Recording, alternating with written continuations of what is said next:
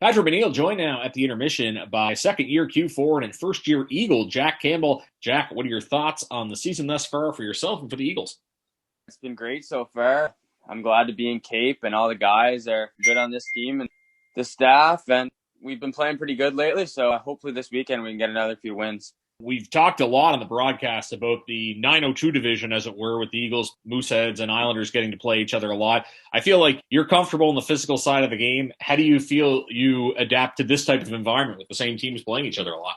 It's definitely getting a lot more physical, and I don't mind that, and a lot of the guys on our team don't. I think since we're playing each other all the time, it's just kind of getting a bit more heated as it goes on.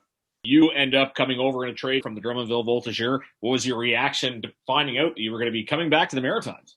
I was really excited. I liked it in Drummondville, but obviously getting to come closer to home and already knowing a few guys in the team before coming here, it was definitely a great change up for me, and it's nice to be back closer to home. There is a surprising PEI contingent on the Eagles this year with Logan Kelly Murphy, Jacob Squires. How well did you know those guys before coming to Cape Breton, and how much does that kind of make it feel like home? I played hockey with Jacob, against him and on teams with him all the way up, and then I knew Murph a little bit, but not as much as Jacob. It's nice having them here, obviously. We have a lot of Maritime guys, and the Quebec guys are great too, so it's nice having all the boys here. You said you did enjoy your time in Drummondville. One of those markets, maybe they have a few more English players than some of the Quebec-based teams in the league, but how did you find that experience being an Anglophone playing for the Bolts? We had some guys from Ontario. The guy I lived with actually with me at my bills was from Ontario.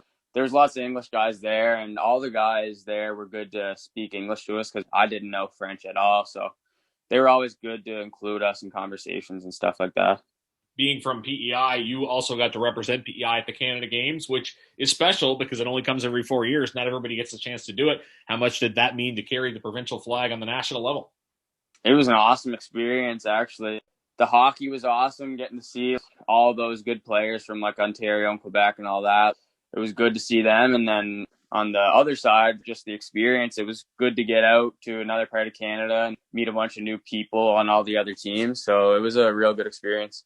Now, how much mingling would go on in an event like that? I assume you obviously probably get to know the other hockey players and other athletes in PEI, but would you get to know, for example, a skier from Alberta? How close-knit is the environment out there? There was like a game room there. All the boys on my team, we'd always be going down there in the evenings, and there's actually a lot of people down there. So we got to meet a lot of new people, actually. Hopefully things will get back to normal by the next time there's a Canada game so that others can have the same type of experience. Yeah, exactly. Talking about representing PEI, you've had the chance to wear the C for your province as well. Do you look at yourself as someone with leadership skills? Yeah, I would look at myself as someone with leadership skills. I like to lead on the ice. Like, I like to work hard and do anything for the boys. And then I also like to kind of get guys up on the bench and help them out. So I would consider myself a leader. We talked about your time in Drummondville. They play an important role in your hockey career because from what I understand, the Volts had to do a little bit of convincing to get you to go because you were looking at the college route. Talk about that decision to play in the Q over NCAA. I was drafted a bit later whenever I got drafted. I was talking to some schools, and then I just didn't really expect to make the Volts that year. So I just kind of went in, was going to leave after the 48 hours so I could keep my eligibility for college. And they ended up saying they wanted me. So me and my parents and my agent just decided it would be good to stay there and play the year, get a year of junior under my belt, and ended up working out good for me. Maybe the last thing that you got to do as a member of the Drummondville Voltigeur, the stay-at-home challenge on Instagram, stick-handling toilet paper. Tell us about that. Our social media director, she sent out to all the boys, whoever wants to send in a video of them juggling a piece of toilet paper on their stick and then pass it out of the video on to the next guy. So I was bored at home, so I just decided to do it, and a few other guys did too. Is there a technique to it? Yeah, it's kind of the same as if you use a puck or a ball. And like I always used to do puck tricks growing up. Everybody used to. So I kind of just came to me again, I guess. Lately on the ice, we've seen consistent trio between yourself, Matt McDonald, and Cole Frazier. We kind of saw Logan Camp in that line before Matt McDonald comes over. We saw in Wednesday's game, even when there were some changes, the coaches keep that line together. What do you think it is about that line that works?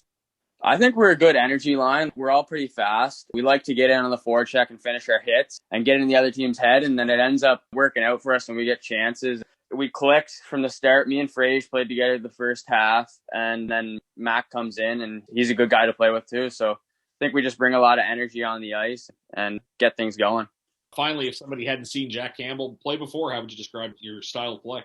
I describe myself as a two-way forward who likes to play with a chip on his shoulder and not shy down from anything. And then I like to try and produce offense too while staying good defensively. Fans appreciate seeing that on the ice and look forward to more of it. Best of luck the rest of the season, Jack. Thanks for this. Yeah, thanks for having me. That's Eagles forward Jack Campbell joining us at the intermission. You're listening to McDonald Auto Hub, Cape Breton Eagles Hockey on 1270 CJCB.